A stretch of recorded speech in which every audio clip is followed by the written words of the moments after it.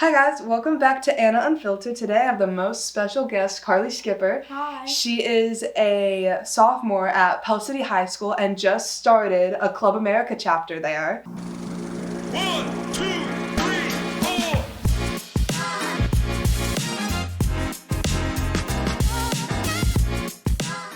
So would you like to introduce yourself and tell us a little bit more about the process of starting your Club America chapter? Yes, so as she said, I'm Carly Skipper and I'm a sophomore at Pell City High School. I'm 15 years old. I've always followed Charlie and his events on social media, and it was always like a big dream of mine just to start one at Pell City. Once I had gotten the word that I could start like this at my club, I was kind of nervous about knowing Anna's past experiences at starting one.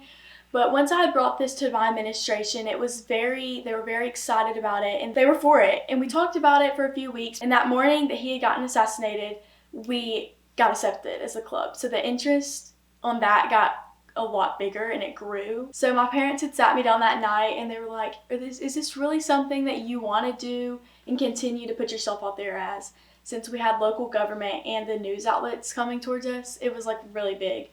So they were just asking me, and I was like, I do. I was passionate about it then, and I think I'm more passionate about it now to continue Charlie's legacy. Yeah, it was kind of crazy when y'all got approved. Everyone was just going insane about it. And so if you don't know what Turning Point USA is, Charlie Kirk, who was unfortunately assassinated on September 10th, he started Turning Point USA at just 19 years old. He was very young. Yeah. And so basically it's a nonprofit organization that advocates for conservative politics on high school and college campuses. They have over, I think, 3,500 clubs now, and after he passed there were 65,000 people that were requesting to be involved, and it's just grown so much recently. And so I wanted to have Carly on just because of how relevant it is right now, and she has a really great story behind it. So did you experience any problems when you were trying to start this club? Actually, the first day that we had gotten accepted, everybody had found out about it. Mm-hmm. And where there's good, there's bad. The parents had called and complained to the school, and they just had made the decision that we're just going to pause on that and just get our heads wrapped around it all and figure out what we're going to do. Mm-hmm. So, yes. Yeah, that was really...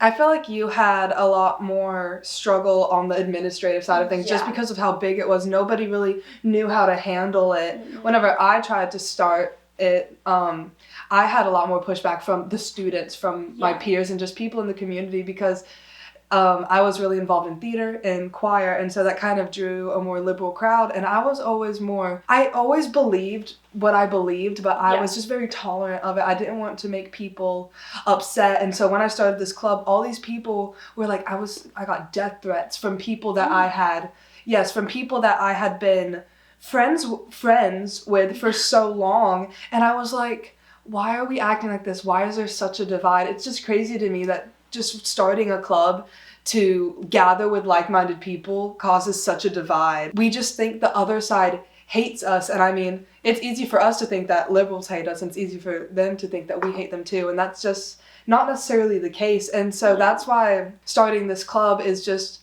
going to bridge that gap a little bit. I think having a club like this is going to just open up free speech and maybe help people understand more. So, I mean, so. Yeah. So has anyone from the community given you pushback kind of like what I experienced? I haven't really gotten any yet. I do expect it though. Yeah.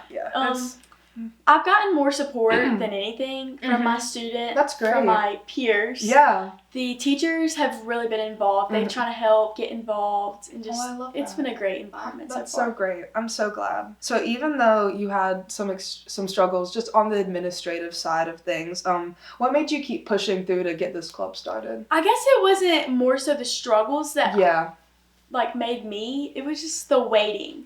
The waiting period was so hard for me because I'm a proactive person and I just want everything to just go and go smoothly. That completely. And it just did not go like that. So that was the hard thing, was waiting for me. So even though you did have that waiting period, did any good come out of that though? I feel like you've been able to better prepare for now launching it. I definitely have. I've been able to go to a lot of the events, the one in Auburn. That was a really good, eye-opening event that happened. And then the Savannah Chrisley, I got to go speak up at that. That was a good one. So I've got to I guess see more of the insides of that other people don't get to see. So that was a good one. And then like we've had a lot of leadership meetings so we could get our head wrapped around and get PowerPoints made and all of that stuff. What are you most excited to do once this chapter becomes more developed? We have a lot of great things planned, and I honestly don't know what my favorite thing is yet. I'm just excited to get it started. Yeah. I'm just ready to go. Do you have any plans of like people that you possibly want to be speakers and stuff like that? We want to have Senator Lance Bell come and speak, and then I think our field reps. I love Lance. He's so fun. So Lance is our district senator for Alabama, and we love Lance Bell. He's amazing. So we love you, Lance. Helpful. Yes. How has he helped you through this process? Because I know he kind of like helped whenever you were in that like pause. He was kind of like, I think he was kind of pushy towards the school to like, hey, I want this thing going, like, let's get it going. And then whenever we had went off to Auburn, we went to his office and gave him like a little basket of pens and all that, and he just gave us like a little pep talk. He was great. I love that so much. Yes. To close out, what is your message to people out there that want to start putting themselves out there politically or want to start a chapter but might be receiving a little pushback? My message for y'all would just be to stay the course. Just stay persistent with your administration or whoever you're receiving pushback from. Be persistent about it. You have a lot of support behind you. You have all the Club America teams, Club America chapters, and then you have your field reps, and just don't give up. You got it. There's so many people behind you, like, genuinely don't give up. It can feel so lonely, like, whenever I was receiving hate comments and going through this whole process, I really honestly felt alone in that process, but then I remember there's so many people backing you, there's so many people that are here to support you and just ready to go, so don't ever give up. Do you want to tell our audience about the meeting and how they can be involved? Our interest meeting will be January 13th at 3 o'clock, so make sure you're there so you can get all the inside information. And that's only for Pell City High School students, it's only for Pell City High School. Well, thank you so much, Carly, for coming on. It's been such a great conversation, and I'm excited for where you keep going. Well, thank you.